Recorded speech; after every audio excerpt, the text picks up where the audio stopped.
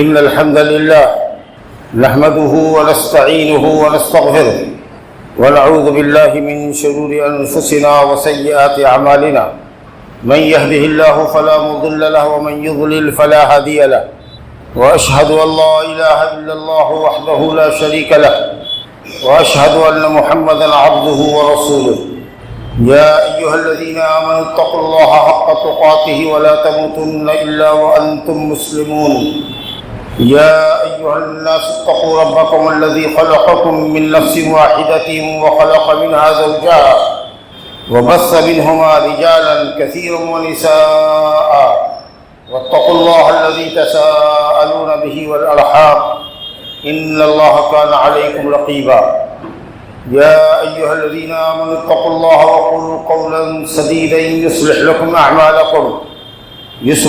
أعمالكم ويغفر لكم ذنوبكم ومن يطع الله ورسوله فقد فاز فوزا عظيما أما بعد فإن خير الحديث كتاب الله وخير الهدى هدى محمد صلى الله عليه وسلم وشر الأمور محدثاتها وكل محدثة بدعة وكل بدعة ضلالة وكل ضلالة في النار أعوذ بالله من الشيطان الرجيم وسارعوا إلى مغفرة من ربكم وجنة عرضها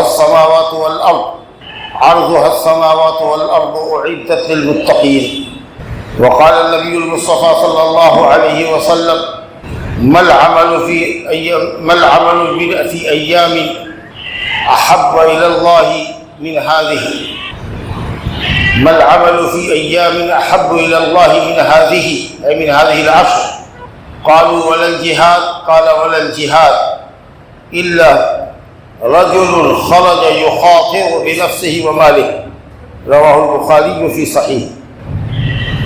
بزرگوں اور دوستوں، سال کے افضل اور اللہ کی نگاہ میں محبوب ترین عشرے کی دہلیز پر ہم اس وقت کھڑے ہیں. میری مراد عشرہ ذی الحجہ سے ہے جو عنقریب ہم پر سایہ فگن ہوگا. دنیا کے دوسرے ملکوں میں آج ذی الحجہ کی پہلی تاریخ ہے، ہمارے یہاں انشاءاللہ آج نیت ہوگی، کل پہلی ذی الحجہ ہوگی. اللہ سبحانہ و تعالیٰ کا فضل اور احسان ملاحظہ کیجئے کہ اس نے اپنے مطیع و فرمانبردار بندوں کو ایک نیکی پر کم از کم 10 گنا اور زیادہ سے زیادہ 700 گنا ثواب دینے کا وعدہ فرمایا ہے. ایک نیکی آدمی کرتا ہے تو کم سے کم 7 گنا 10 گنا اور زیادہ سے زیادہ 700 گنا ملتا ہے. اس کے بعد بھی اللہ رب العالمین اخلاص اور للہیت کی قوت کو دیکھتے ہوئے چاہے تو اس کے آگے بھی ثواب بڑھائے. لیکن 700 نیکیاں ہیں سوائے روزے کے کہ اس کی نیکی کی حد بندی اللہ نے نہیں فرمائی. لیکن گناہ ایک گناہ ہی، لیکن نیکیوں میں ہر درجہ بڑھوتری ہے. دہائی اور سینکڑوں میں اللہ تعالیٰ نیکیوں کی بڑھوتری فرماتا ہے.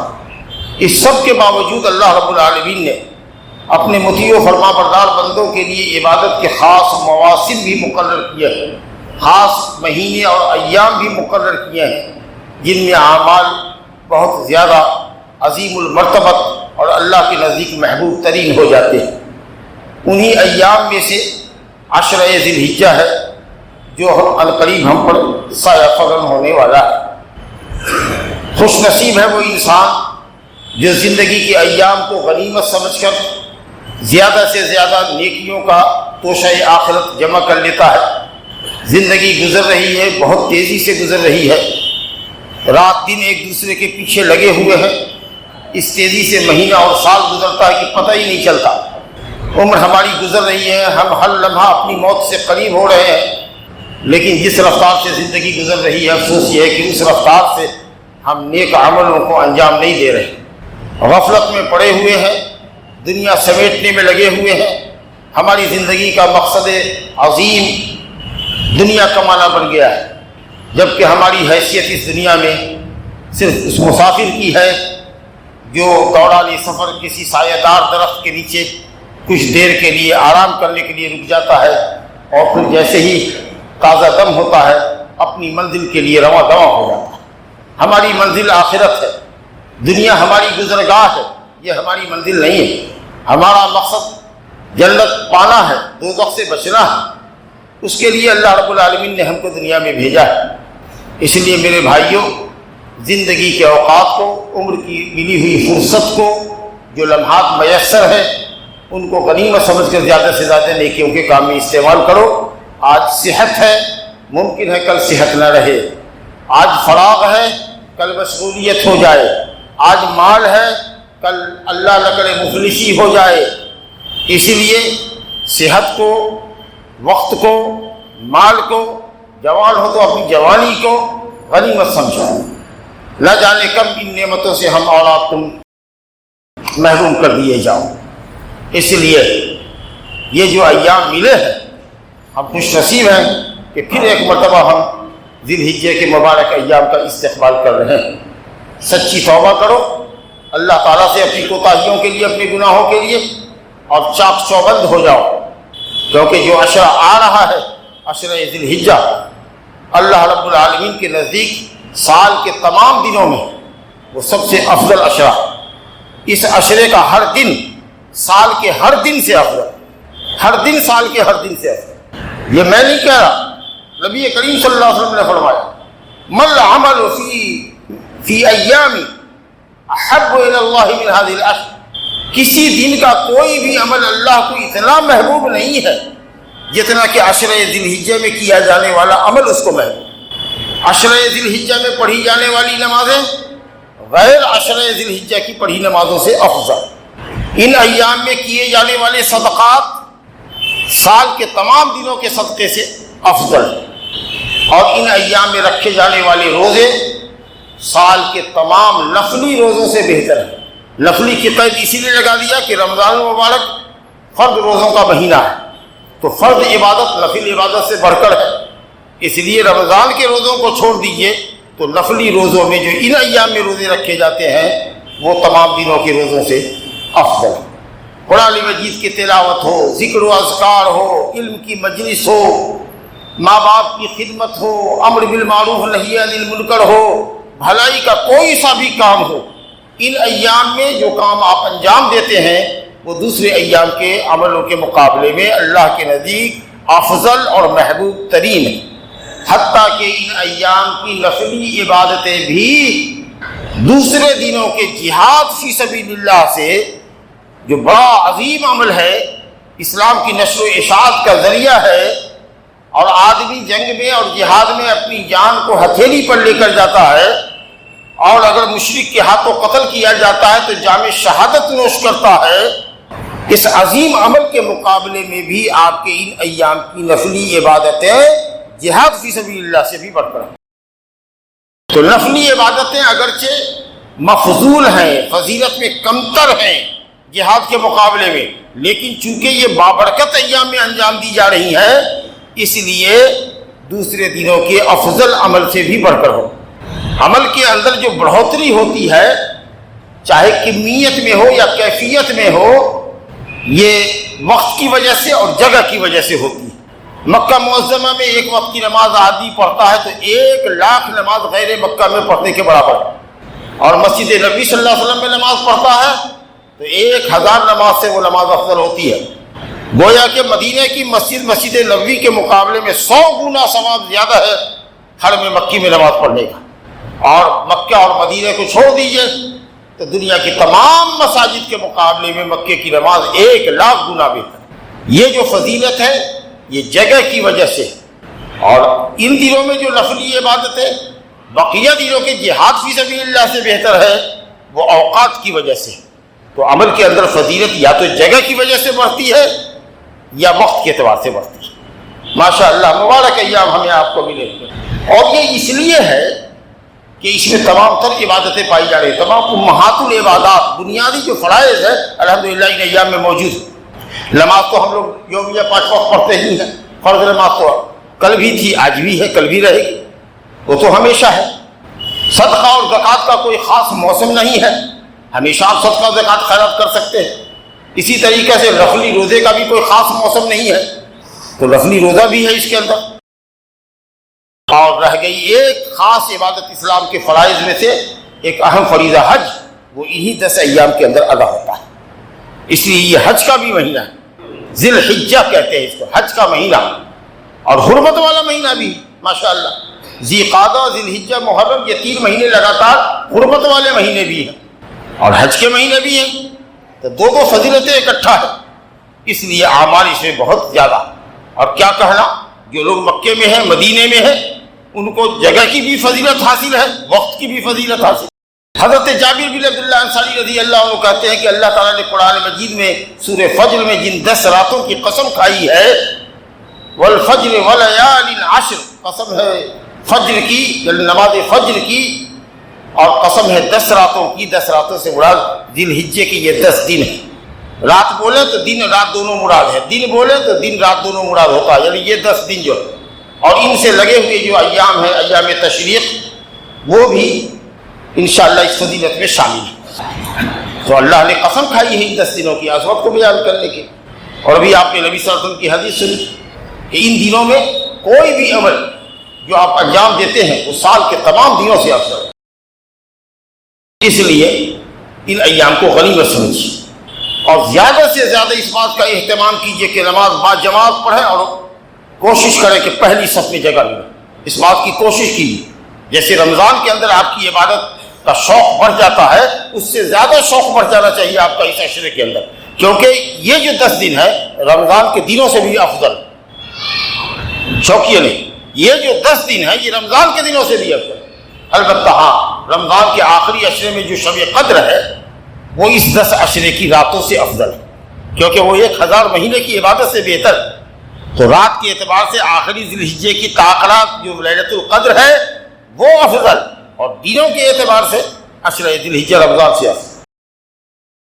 اس نمازوں کا خوب اہتمام کیجیے، سنن و نوافل کا اہتمام کیجیے، قرآن کی تلاوت کیجیے، صدقہ خیرات چلتے پھرتے کیجیے، والدین کی خدمت کیجیے، پڑوسیوں کے ساتھ حسن سلوک کیجیے، لوگوں کو بھلی باتوں کا حکم کیجیے، برائی سے لوگوں کو روکیے ٹوکیے، نیکی کا کوئی دروازہ نہ ہو جس کو آپ نہ کھٹکھٹائیں، اللہ کی توفیق سے جتنا ہی کچھ ہو سکے ہر طرح کی نیکی کیجیے، جو بھی آپ کر سکتے ہیں کمی مت کیجیے۔ اللہ تعالی ہم سب کو حسن عمل کی زیادہ سے زیادہ توفیق عطا فرمائے۔ بزرگوں، دوستوں، ان 10 دنوں کے اندر میں جو کچھ اعمال ادا کیے جاتے ہیں بطور خاص، میں ان میں سے چند عملوں کا آپ کے سامنے ذکر کرتا ہوں۔ پہلی جو چیز ہے وہ یہ کہ انہی 10 ایام کے اندر حجاج بیت اللہ حج ادا کرتے ہیں۔ آپ سب جانتے ہیں، نہیں جانتے تو جانیے کہ حج کے ایام شروع ہوتے ہیں 8 ذی الحجہ سے، 7 تک، 8 تک جو آدمی پہنچے گا 7 تک وہ عمرہ بھی کر لے گا، حلال ہو جائے گا۔ 8 تاریخ کو تمام حجاج مینا نکلیں گے، ظہر کی نماز مینا میں پڑھنا افضل ہے، نبی صلی اللہ علیہ وسلم نے ظہر کی نماز حجۃ الوداع میں مینا میں پڑھی۔ یہ الگ بات ہے کہ حجاج کو آج کل معلم سب تعلیمات کے اعتبار سے راتوں رات ہی لے جائے گا، لے گیا۔ کتنے لوگ نے فون کیا کہ آج پہلی ذی الحجہ ہے، ہم مینا میں ہے، صبح 7 بجے 8 بجے فون کر کے مسائل پوچھ رہے ہیں، رات ہی لے جاتا ہے، حالانکہ سنت یہ ہے کہ دن میں لے جاؤ، ظہر پڑھنا ہے وہاں۔ بہرحال 8 تاریخ سے شروع ہوتا ہے حج کا آپریشن، حج کا عمل شروع ہوتا ہے، جو 12 ذی الحجہ پر یا زیادہ سے زیادہ 13 ذی الحجہ پر ختم ہوتا ہے۔ سارے کام ہو جاتے ہیں 10 تک۔ 11 12 کو صرف کنکریاں لگانی رہ جاتی ہے جو واجب ہے، کہ اگر آدمی اس کو جان بوجھ کے چھوڑ کے واپس آ جائے تو اس کو دم دینا پڑے گا۔ جو مکے میں ذبح ہوگی ایک بکری، وہاں کے فقراء اور مساکین پہ تقسیم ہو۔ 8 تاریخ کو حجاج آج مینا کے اندر ہے، کل صبح سورج نکلنے کے بعد چلے جائیں گے عرفات، جس کو نبی صلی اللہ علیہ وسلم نے فرمایا الحج عرفہ، عرفہ ہی میں ٹھہرنے کا نام حج ہے۔ اگر کسی کا وقوف عرفہ فوت ہو گیا تو حج فوت ہو گیا۔ دن بھر لوگ وہاں رہے گا، ظہر کی نماز کے ساتھ عصر کی نماز پڑھے گا، جمع بین الصلاتین، قصر کے ساتھ اور جمع کے ساتھ پڑھے گا، طویل اور جامع خطبہ امام دے گا، اس کے بعد اذان ہوگی، پھر اقامت ہوگی، ظہر 2 رکعت پڑھے گا، پھر اقامت ہوگی، لگے ہاتھوں عصر کی نماز پڑھ لی جائے گی، اور حجاج فارغ کر دیے جائیں گے کہ مغرب تک اپنے خیموں کے اندر ذکر و دعا اور عبادتوں کے اندر مشغول ہو جاؤ۔ اور پھر سورج ڈوبنے کے بعد بغیر مغرب کی نماز پڑھے ہوئے عرفات سے چلیں گے مزدلفہ، جو عرفات اور مینا کے درمیان میں ہے، وہاں پہنچیں گے عشاء کے وقت میں، اور وہاں اذان دے کر پہلے مغرب پڑھیں گے، اس کے بعد عشاء پڑھیں گے، وتر پڑھ کے سو جائیں گے۔ پھر فجر کی اذان اول وقت میں ہوگی، جیسے ہی صبح صادق ہوئی اذان ہو گئی، اور 10 منٹ کے انتظار کے بعد فجر کی جماعت کر دی جائے گی، اور اس کے بعد لوگ اسی مزدلفہ میں یا مشعر حرام نامی ایک پہاڑ میں پر چڑھ کر کے جو چڑھنے والے ہیں قبلہ رخ ہو کر لمبی دعائیں کریں گے، اور جب راستہ دکھنے لگے گا آرام سے تو پھر وہاں سے چل کر کے مینا آ کے کنکری لگائیں گے جمرہ عقبہ، بال مڑوائیں گے، بال صاف کریں گے، حلال ہو گئے۔ اب وہ احرام کی چادر ختم ہو گئی، سلے ہوئے کپڑے پہنو، نہاؤ دھو، خوشبو لگاؤ، کھاؤ پیو۔ اب صرف کعبہ کا طواف رہ گیا، طواف افاضہ، طواف زیارت۔ جب آپ 10 تاریخ کو یا 11 تاریخ کو جب بھی اپنی سہولت کے مطابق کعبہ کا طواف کر لیتے ہیں، صفا مروہ کی سعی کر لیتے ہیں، کیونکہ آپ متمتع ہیں تو اب آپ کے لیے بیوی بھی حلال ہو جاتی ہے۔ 10 تاریخ کو کنکری لگانے اور بال مڈوانے کے بعد حل اصغر ہو جاتا ہے، یعنی احرام کھول سکتے، خوشبو لگائیں گے، سلا ہوا کپڑا پہنیں گے، اور جب کعبہ کا طواف اور صفا مروہ کی سعی ہو جائے گی تو حل اکبر ہوگا، یعنی بیوی بھی حلال ہوگی۔ اب 11 کو 12 کو زوال شمس کے بعد، سورج ڈھلنے کے بعد تینوں پلر کو کنکری لگانے کے لیے 7 یا 21 کنکری لے کے جائیں گے، اور 7 کنکری اللہ اکبر کہہ کر کے اس دائرے میں ڈال دینا ہے جو جمرہ ہے، جمرہ اولا ہے۔ اس کے بعد ہٹ کر کے بائیں طرف جائیے، قبلہ رخ ہو کے لمبی دعا کیجئے، وہ دعا کی قبولیت کا مقام ہے۔ پھر آگے دوسرے جمرے کو کنکری ماریے، پھر بائیں طرف جائیے، نشیب ہے، ڈھلوان ہے، بھیڑ بھاڑ نہیں ہو، اب قبلہ رخ ہو کر لمبی دعا کیجئے، اور پھر تیسرے جمرے کو کنکری مار کے رکنا نہیں ہے، وہاں سے بیک ہو جانا۔ یہ 2 دن 11 اور 12 کو مینا میں ٹھہرو، خوب اللہ کا ذکر کرو، گوشت کھاؤ، اللہ کا ذکر کرو، اور کنکری مار کر کے آ جاؤ۔ مسجد میں جا سکتے ہو تو ٹھیک ہے، وہاں جا کے باجماعت نماز پڑھو، نہیں ہے اگر دور خیمہ ہے تو اپنے خیمے میں جماعت کر لو، لیکن ساری نمازیں قصر کے ساتھ۔ یہ حج ہے، حج کا آپریشن کرو۔ یہ حج کیا ہے؟ اسلام کا اہم فریضہ ہے، اسلام کے واجبات میں سے زندگی میں ایک مرتبہ اللہ نے فرض کیا ہے، وحج البیت من استطاع الیہ سبیلا وللہ علی الناس حج البیت من استطاع الیہ سبیلا۔ جو جسمانی اور مالی اعتبار سے قوت رکھتا ہو وہ جائے حج کرنے کے لیے، اگر کوئی پیدل جا سکتا ہے تو پیدل جائے، اگر سواری ضروری ہے تو سواری کا خرچ مہیا ہو، زاد راہ مہیا ہو تو جائے۔ عورت کے لیے ضروری ہے کہ اس کے ساتھ اس کا محرم بھی جائے، شوہر جائے یا محرم جائے۔ تو اگر شرط پوری ہو گئی تو اس اہم فریضے کو ضرور انجام دیجیے، ٹال مٹول مت کیجیے، ٹال مٹول مت کیجیے۔ ہو سکتا ہے کہ زندگی وفا نہ کرے، ہو سکتا ہے کہ آپ کے اور حج کے ادائیگی کے درمیان موت عارض ہو جائے، ہو سکتا ہے کہ مفلوج ہو جائے آپ، ہو سکتا ہے کہ روپیہ پیسہ ختم ہو جائے، تو جیسے حج فرض ہو جائے اگر آپ بالغ ہو گئے تو جا کے حج کا فریضہ ادا کیجیے۔ یہ نہیں کہ بڑھاپے کا انتظار کیجیے کہ جب بوڑھے ہو جائیں گے تب ایک مرتبہ جا کر کے حج کریں گے، نہیں۔ جو عبادت جیسے فرض ہو اس کو پہلی فرصت میں ادا کرنا چاہیے۔ جیسے ہی رکاوٹیں ختم ہوئی، فتح مکہ 8 ہوا، 8 ہجری میں، 90 سال نبی صلی اللہ علیہ وسلم نے حضرت ابوبکر کی سرکردگی میں قافلہ بھیجا حج کا، اور یہ اعلان کروایا پیچھے سے کہ جا کے اعلان کرو کہ مکے میں کوئی مشرک اگلے سال سے نہیں آئے گا، اور یہ بھی اعلان کر دو کہ مکے میں کوئی ننگا طواف نہیں کرے گا، لا حول ولا قوت الا باللہ۔ ننگے طواف کرتے، مادرزاد ننگے ہوتے، عورتیں تک ننگی ہو جاتی تھی، اوپر کا جسم ننگا ہے اور نیچے جو ہے صرف جانگیاں پہنتی تھی، وہ بھی جالی دار، لا حول ولا قوت الا باللہ۔ یا قریشی جو اپنے آپ کو مکے کا پروہت سمجھتے تھے، کعبہ کے لیے مہمان تھے، وہ اگر کسی مرد کو اپنا کپڑا دے دے، ان کی عورتیں کسی عورت کو اپنا کپڑا دے دے تو وہ کپڑے میں طواف کر سکتا تھا، ادروائز ننگا ہونا۔ نیا کپڑا بھی پہن کر کے اگر طواف کرے گا تو طواف سے فارغ ہونے کے بعد اس کو وہیں پر مطاف میں اتار دیتا تھا، ننگے ہو کے نکلتا تھا باہر، لا حول ولا قوت الا باللہ۔ آپ نے کہا یہ سب بھی حیائی کے مناظر ختم کرو۔ جب معاملہ ختم ہو گیا، رکاوٹیں دور ہو گئی، تو 10 ہجری میں آپ صلی اللہ علیہ وسلم نے حج فرمایا، اور 11 ہجری کی ربیع الاول کو آپ دنیا سے چلے گئے، لاغ مفارقت دی۔ تو فریضہ حج تو قرآن و حدیث سے ثابت تھا، عملی طور پر نبی صلی اللہ علیہ وسلم نے حج کے فریضے کو انجام دیا، ایک ایک رکن کرتے جاتے تھے، ایک ایک عمل کرتے جاتے تھے، اور لوگوں کو کہتے تھے ایھا الناس خذوا عنی مناسککم، اے لوگوں حج کا طریقہ مجھ سے لے لو، لعلی لا احج بعد عامی ھذا، ممکن ہے کہ میں اس سال کے بعد حج نہ کر سکوں۔ تو یہ قولی اور عملی دونوں طریقے پر نبی صلی اللہ علیہ وسلم نے اپنی امت کے لیے حج کو واضح فرمایا ہے۔ جو حج کرتا ہے اللہ کے لیے، رضا الہی کے لیے، حاجی کہلانے کے لیے نہیں، اللہ کی رضا اور خوشنودی کے لیے کرتا ہے، سنت کے مطابق کرتا ہے، حج کے ایام میں بیہودہ باتوں سے پرہیز کرتا ہے، شہوانی باتوں سے پرہیز کرتا ہے، فسق و فجور کی باتوں سے اور کاموں سے پرہیز کرتا ہے، قسم اللہ کی وہ ایسے حج کر کے لوٹتا ہے گناہوں سے پاک صاف جیسے ماں کے پیٹ سے آج پیدا ہوا۔ من حج حج للہ فلم يرفث ولم يفسق رجع كيوم ولدته امه رواہ الشیخان عن ابی ہریرہ. نبی صلی اللہ علیہ وسلم کی صحیح حدیث ہے، مشہور حدیث ہے. اسی طریقے سے ابو ہریرہ رضی اللہ عنہ کی روایت ہے الحج المبرور لیس له جزاء الا الجنہ. حج مبرور وہی جو حج نیکیوں پر مشتمل ہو، جو رضائے الہی کے لیے ہو، جو سنت رسول کے مطابق ہو، اس کی جزا سوائے جنت کی اور کچھ نہیں. بڑی فضیلت ہے. حضرت عبداللہ بن عمر بن عاص رضی اللہ عنہ جب مسلمان ہوئے، صحیح مسلم کی روایت ہے، تو نبی صلی اللہ علیہ وسلم نے ان سے کہا اما علمتا، اے عبداللہ بن عمر، کیا تم نے نہیں جانا کہ ان الاسلام یہدم ما کان قبلہ وان الہجرۃ تہدم ما کان قبلہا وان الحج یہدم ما کان قبلہ. اسلام لانا سابقہ گناہوں کے، کفر کیا ہے، قتل کیا ہے، زنا کیا ہے، جو بھی گناہ کیا اسلام سے پہلے، اسلام لانے کے بعد سب گناہ اللہ معاف کر دے.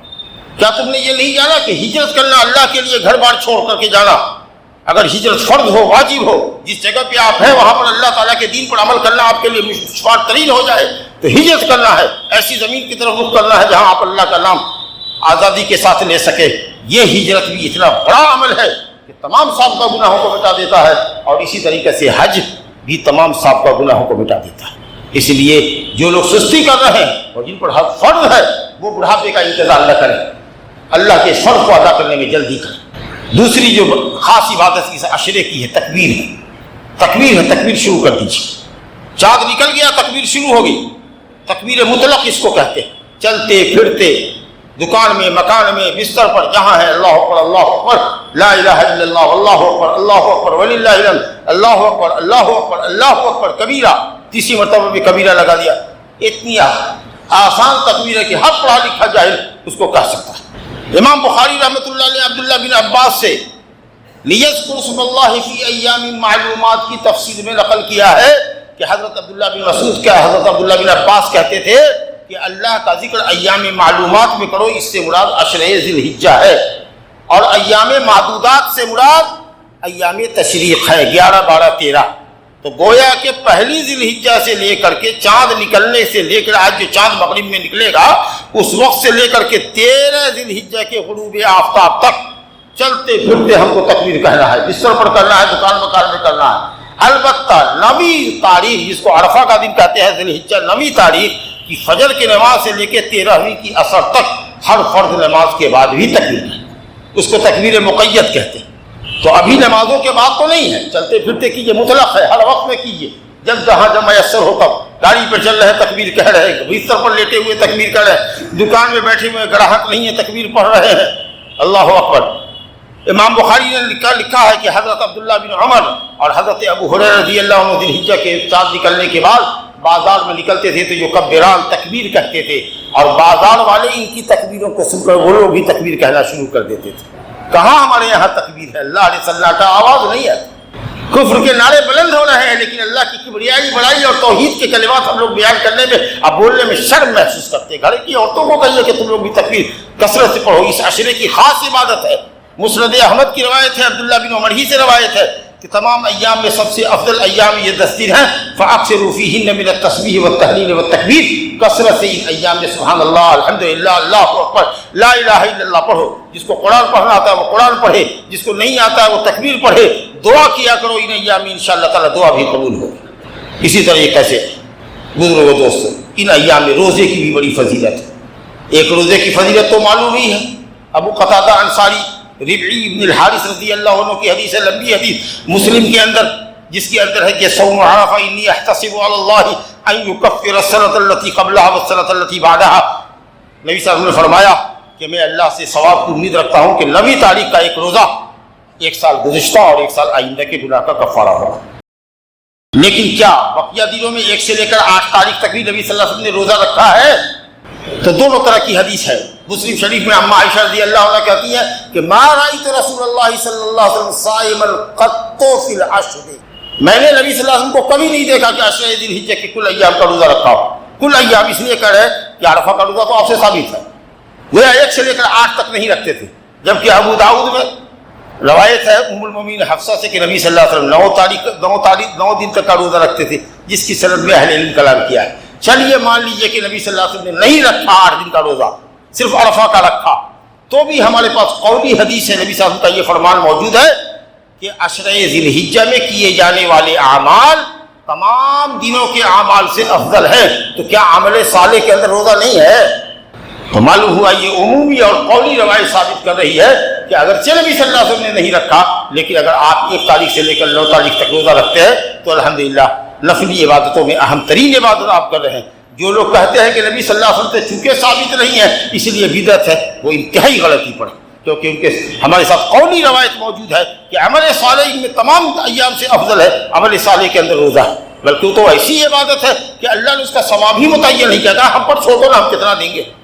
یقیناً وہ 700 سے زیادہ ہی رہے گا، اگر 700 تک ہی ہوتا تو اس کا بھی ثواب اللہ متعین کر دیتا، لیکن کہا کہ اس کے ثواب کو متعین نہ کرواؤ، ہم پر چھوڑ دو۔ انعام تو انعام دینے والے کے حساب سے نہ ہوتا ہے۔ آپ کے گاؤں کا کوئی چودھری مالدار ہے محلے والا، وہ کسی کو کیا دے گا؟ اگر انعام دے گا تو 1000 5000 دے گا، 10,000 دے گا، لیکن پرائم منسٹر اگر کسی کو انعام دیتا ہے تو وہ سوچے گا کہ جب تک 1 لاکھ نہ دے اس سے نیچے کیا دیں گے، ہماری توہین ہے۔ اور سعودی عرب کا کنگ شاہ سلمان حفظہ اللہ اور MBS دے اگر محمد بن سلمان حفظہ اللہ اگر دے تو وہ 10 لاکھ 1 کروڑ سے کم دینے میں اپنی ہیرو محسوس کرے گا کہ ہمارے جیسا بادشاہ 1 کروڑ سے کم کیا دے گا۔ اور جو بادشاہوں کا بادشاہ ہے اگر وہ کہا کہ ہم پر چھوڑ دو کہ ہم کیا دیں گے، تو آپ اندازہ نہیں کر سکتے کہ وہ کیا دے گا۔ یہ تو وہ عبادت ہے روزہ، تو اس لیے روزہ بھی کثرت سے رکھیے، اور نہیں تو کوشش کیجیے کہ عرفہ کا روزہ نہ چھوٹنے پاوے، لیکن اگر آپ اس کو بھی چھوڑ دیجیے گا تو کوئی گناہ نہیں ہوگا، کیونکہ یہ صرف نفلی عبادت ہے۔ لیکن یاد رکھیے قیامت کا ایک نام یوم التغابن بھی ہے، آدمی اپنے کو ٹھگا ٹھگا محسوس کرے گا قیامت کے دن، نیکی کرنے والا کہے گا کاش کچھ نیکی اور کر کے آئے ہوتے، اس دن تمنا کرے گا۔ اب گنہگار تو تمنا کرے گا ہی کہ پوری زندگی ہم نے کھیلنے کودنے میں اور گناہ میں صرف کر دی، بہت دھوکے میں ہم پڑ گئے، لیکن نیکوکار بھی افسوس کرے گا کہ کاش کچھ نیکی اور کر کے آتے۔ تو آج موقع ہے تو بغلے جھانکتے ہو، کل افسوس کرو۔ اس لیے نیکیوں کے تمام دروازے کو کھٹکھٹا دو اور ہر طرح کی نیکی اس عشرے کے اندر بجا لائیے۔ اسی طریقے سے جیسا کہ میں نے پہلے بھی کہا کہ کثرت سے آپ جو ہے سو درود پڑھیے، صدقہ خیرات کیجیے، تلاوت کیجیے، ذکر و اذکار کیجیے، جو بھی نیکی اور بھلائی ہے وہ کثرت سے کیجیے۔ اور اس عشرے کی یہ خاص عبادت کیا ہے؟ قربانی کرنا۔ حجاج کرام بھی حدیث دیتے ہیں، قربانی کرنے والے جو حجاج ہیں وہ جو حج قارن ہو، حج احرام کرنے والا ہو، عمرہ حج دونوں کی نیت کر کے مکے پہنچا ہو، یا جیسے کہ عام دنیا کے لوگ پہنچتے ہیں حج تمتع کی نیت سے، عمرہ کی نیت سے پہنچتے ہیں اور عمرہ کر کے طواف صحیح اور بال چھوٹا کر کے حلال ہو جاتے ہیں، اور پھر 8 تاریخ تک حلال ہی رہتے ہیں، خوشبو لگاتے ہیں، سلا ہوا کپڑا پہنتے ہیں، بیوی کو استعمال کرتے ہیں، اور پھر 8 تاریخ سے 10 تاریخ تک کے لیے 2 دن 2.5 دن 3 دن کے لیے حج کا آپریشن شروع ہوتا ہے بس۔ تو تمتع والا اور قران والے پر قربانی ضروری ہے، اس کو حج کہتے ہیں، حج الحج۔ اور ہم لوگ جو کرتے ہیں غیر حجاج، چاہے مکہ ہی والا کیوں نہ کرے، اگر وہ حاجی نہیں ہے تو اس کو اضحیہ کہتے ہیں، اضحیہ۔ اور آپ جانتے ہیں کہ یہ حضرت ابراہیم خلیل اللہ علیہ السلام کی اور حضرت خلیل اللہ محمد صلی اللہ علیہ وسلم کی سنت ہے۔ بعض اہل علم نے کہا کہ واجب ہے، اور اکثر اہل علم نے کہا کہ سنت مؤکدہ ہے، چاہے واجب ہو کہ سنت ہو، استطاعت کے باوجود اگر کوئی قربانی نہیں کرتا ہے تو یہ اس کا عمل انتہائی قابل نفرت ہے۔ استطاعت کے باوجود نہیں کرتا، یہ حد درجہ اس کی مال سے بخارت ہے اور عبادت سے عدم دلچسپی ہے اس کی۔ ایک حدیث ہے من وجد ساعة فلم يضحِ فلا يقربن مصلانا، حدیث مرفوع اور موقوف دونوں طریقے سے آئی ہے۔ بعض اہل علم نے کہا کہ ابو ہریرہ پر موقوف ہونا اس کا زیادہ صحیح ہے، اور حاکم نے، ذہبی نے اور دوسرے علماء نے کہا کہ نہیں، سند صحیح ہے، مرفوعاً بھی حدیث ہے۔ بہرحال موقوفاً و مرفوعاً دونوں آئی ہے۔ علامہ ابن حجر اسقلانی نے بلوغ المرام میں لکھا ہے کہ الموقوف اصح۔ تو بہرحال جس کی طاقت ہو، جس کو طاقت ہو قربانی کرنے کی اور وہ قربانی نہ کرے، تو آپ نے فرمایا دیکھیے کس قدر زجر و توبیخ ہے اور ڈانٹ ہے اور نفرت کا اظہار ہے کہ وہ ہماری عیدگاہ میں نہ آئے، ہمارے مصلی پہ نہ آئے۔ اس لیے خوش دلی سے قربانی کرو، اگر طاقت ہے، استطاعت ہے تو کرو۔ پیسہ ابھی نہیں ہے لیکن 1 مہینے کے بعد سیلری ملنے والی ہے، کسی سے اگر لے سکتے ہو تو لے کے کرو۔ لیکن غریب آدمی ہو، مزدور آدمی ہو، 300 روپیہ 400 روپیہ یومیہ کماتے ہو، بال بچے پر خرچ کر دیتے ہو، اگر ایک حصہ لیتے ہو بڑے جانور میں یا ایک بکرا لیتے ہو، 10-15 ہزار کا خرچہ ہوتا ہے یا 5 ہزار کا خرچہ ہوتا ہے، اور اس کو ادا کرنے میں بھی تمہارے لالے پڑ جائیں گے تو مت کرو، مت کرو۔ الحمدللہ تو مستطیع کو چاہیے کہ وہ قربانی کرے اور خوش دلی سے کرے۔ یہ قربانی کیا ہے؟ اللہ تعالیٰ کے دین کی علامت ہے، وَمَن يُعَظِّمْ شَعَائِرَ اللَّهِ فَإِنَّهَا مِن تَقْوَى الْقُلُوبِ، جو اللہ کے دین کی علامت ہو، قربانی کرنا بہت اہم عبادت ہے، اس کو اگر آپ انجام دیتے ہیں اور فرما جانور کرتے ہیں، قیمتی جانور کرتے ہیں، تو گویا کہ یہ آپ کے دل کا تقوی جھلکتا ہے اس میں۔ اللہ نے کہا کہ جو اللہ کے شاعر کی تعظیم کرے گا، جو اچھا فرما جانور، صحت مند خوبصورت جانور اللہ کے راستے میں قربان کرے گا، یہ اس کے دل کا تقوی ہے۔ مریل جانور مت کرو، لنگڑا جانور مت کرو، حرام ہے۔ ایک چشم کالا جانور مت کرو، اتنا دبلا مت کرو کہ اس کی ہڈیوں میں گودا نہ ہو، اس کی ہڈیوں پر گوشت نہ ہو، ہڈی اوپر نظر آ رہی، اتنا دبلا، اتنا ایک پاؤں کا سیدھے لنگڑا ہے، ایک آنکھ نہیں ہے اس کے پاس، بیمار ہے، چھیلا لگا ہوا ہے، پورا بدن کھجلی زدہ ہے، اس طرح کے جانور کو مت لو۔ اور اس کے علاوہ کان بھی دیکھ لو، آنکھ بھی دیکھ لو، سینگ بھی دیکھ لو تو اور اچھا ہے۔ اللہ رب العالمین نے اپنے نبی سے مطالبہ کیا ہے کہ ہم نے آپ کو حوض کوثر دیا ہے، اِنَّا أَعْطَيْنَاكَ الْكَوْثَرَ، ہم نے کوثر دیا یا آپ کو خیر کثیر سے نوازا ہے، آپ کے مقام کو دنیا آخرت میں بہت بلند کیا ہے۔ آپ اللہ تعالیٰ کی اس عظیم نعمت کا شکریہ نماز کے ذریعے اور قربانی کے ذریعے ادا کیجیے۔ اللہ نبی صلی اللہ علیہ وسلم نماز پڑھنے میں بھی سب سے آگے اور قربانی میں بھی سب سے آگے تھے۔ سیئن کی روایت ہے کہ نبی صلی اللہ علیہ وسلم مدینہ میں 10 سال ٹھہرے اور 10 سال آپ نے قربانی کی۔ آپ 2 میٹھے چت کپڑے جو سفید ہوتا اس میں بالوں میں سیاہ بال بھی ہوتے، سفید اور سیاہ بال ملے ہوئے ہوتے، سینگوں والے ہوتے، املہین اقرنین، سینگوں والے، سینگ کیا خوبصورتی ہے جانور کی، اور سفید بالوں میں کالے بال بھی ملے ہوتے، اور بعض روایت میں سمینین سین سے موٹے تازے ہوتے، اور ابو عوانہ میں ہے سمینین سا سے تاسا قیمتی ہوتے، قیمتی بکروں کی قربانی کرتے۔ ایک قربانی میں کہتے اللہ محمد کی طرف سے، آل محمد کی طرف سے، تمام بیوی بچے اس میں آ گئے، زندہ مردہ سب آ گئے، اور ایک میں کہتے اللہ محمد کی طرف سے اور محمد کی امت کی طرف سے جس نے قربانی نہ کی ہو، لاکھوں کروڑوں آ گئے۔ تو اس لیے اموات کو اگر ثواب میں شامل کرنا چاہتے ہیں تو آپ شامل کر لیجئے، زندہ اپنے ساتھ مردے کو بھی شامل۔ اور جس سال آپ نے حجۃ الوداع کیا 10 ہجری میں، تو اس سال تو 100 اونٹ کی قربانی آپ نے دی، نہر جس کو کہتے ہیں، 100 اونٹ، 63 اونٹ آپ نے اپنے دستے مبارک سے نہر کیا۔ اونٹ کھڑا ہوتا ہے، اس کی اگلی بائیں ٹانگ بدھی ہوتی ہے، 3 پیر پر وہ کھڑا ہوتا ہے، اور بھالا سے اس کے لمبی گردن کے نیچے بھونکا جاتا ہے، پیوست کیا جاتا ہے تاکہ وہاں سے خون چھڑ چھڑ گرے، اور جب پورا خون گر جاتا ہے تو دھڑام سے زمین پر آ جاتا ہے۔ فَإِذَا وَجَبَتْ جُنُوبُهَا فَكُلُوا مِنْهُ وَالْبُدْنَ جَعَلْنَاهَا لَكُم مِّن شَعَائِرِ اللَّهِ فَاذْكُرُوا اسْمَ اللَّهِ عَلَيْهَا صَوَافَّ، 3 پاؤں پہ کھڑا ہو۔ فَإِذَا وَجَبَتْ جُنُوبُهَا، جب اس کے پہلو زمین پہ گر جائے تب گردن کاٹو، کھال نکالو اور گوٹیاں بنا۔ 100 اونٹ کی قربانی آپ نے کی، بتائیے کیسے سخی تھے آپ۔ 63 اونٹ اپنے ہاتھ سے کیا، اور 37 اونٹ کی کو نہر کرنے کے لیے آپ نے اپنا وکیل بنایا حضرت علی کو کہ اب میں چلتا ہوں، تم ذبح کر لینا، اور تمام جانوروں کی گوشت سے تھوڑا تھوڑا لینا، پکانا تاکہ گوشت شوربہ کھائیں گے، اور باقی چھوڑ دینا لوگوں کے۔ میرے بھائیوں بزرگوں دوستوں، اب آپ میں سے جس شخص کا بھی ارادہ قربانی کرنے کا ہے، 2 بکرا آپ نے لیا ہے، ایک اپنی طرف سے کیجیے گا، ایک بیوی کی طرف سے کیجیے گا مثال کے طور پر، تو آپ بھی اس بات کے پابند ہیں، آپ کی بیوی بھی پابند ہے کہ ذی الحجہ کا چاند نکلنے کے بعد کوئی بال نہیں لینا ہے، سر کا بال ہو، مچھ کا بال ہو، داڑھی کا بال تو کہیں گے نہیں لینے کے لیے، لیکن جا رہے ہیں لوگ خد و خال بنا رہے ہیں، کیاڑی داڑھی کی بنا رہے ہیں، کتروا رہے ہیں داڑھی کو 10 دن کے لیے۔ جی 10 دن میں اگر کوئی کلین شیور ہے تو چھوڑ دے گا، 10 دن کے بعد چھٹی نکل جائے گی، اب اس کو چھوڑ دینا چاہیے، تو قربانی کرے گا جانور کے حلق پر چھری چلا لے گا، حجمہ کی دکان میں جا کر کے جو ہے اپنے گال پر بھی اس طرح چلا دے۔ سوچئے جو داڑھی کے واجب ہو، جو داڑھی کے واجب، ارے 10 دن کی کھجلاہٹ کے بعد تو آپ کو عادت ہو جانی چاہیے کہ داڑھی چھوڑ، داڑھی چھوڑ۔ تو مونچھ کا بال نہیں لے سکتے، سر کا بال نہیں لے سکتے، بغل کا بال نہیں لے سکتے، زیر ناف نہیں لے سکتے، ناخن نہیں لے سکتے، کوئی چمڑا نکلا ہوا ہے اس کو کاٹ نہیں سکتے، ایڑی وغیرہ میں جو چھٹی نکلی رہتی ہے وہ سب آج کر لیجیے، جس کی طرف سے بھی قربانی ہونا ہے۔ لیکن اگر ہم ایک بکرا کرتے ہیں، کہتے ہیں اللہ میری طرف سے، میرے پوری انٹائر فیملی کی طرف سے، پوری فیملی کی طرف سے، تو صرف اس حکم کے پابند ہم ہیں، ہماری بیوی بچے کی وہ لے سکتے ہیں کیونکہ ہم نے ان کو ثواب میں شریک کیا۔ لیکن اگر بیوی کے نام سے الگ کرتے ہیں، بیٹے کے نام سے الگ کرتے ہیں، بہو اپنے نام سے الگ ایک پھاٹ لیتی ہے، تو سب کو اس قانون کا پابند ہونا پڑے گا۔ اذا رأيتم هلال ذي الحجة وأراد أحدكم أن يضحي فلا يأخذن من أظفاره ولا من شعره، یا فلا يأخذن من شعره وبشرته شيئا۔ ذی الحجہ کا چاند نکلنے کے بعد قربانی کرنے کا جس شخص کا ارادہ ہو وہ اپنے بال، ناخن اور چمڑا نہ لے۔ ھذا وباللہ التوفیق، وصلی اللہ وسلم وبارک علی نبینا محمد وعلی آلہ وصحبہ اجمعین۔ اقول قولی ھذا واستغفر اللہ لی ولکم ولسائر المسلمین من کل ذنب فاستغفروہ انہ ھو الغفور الرحیم۔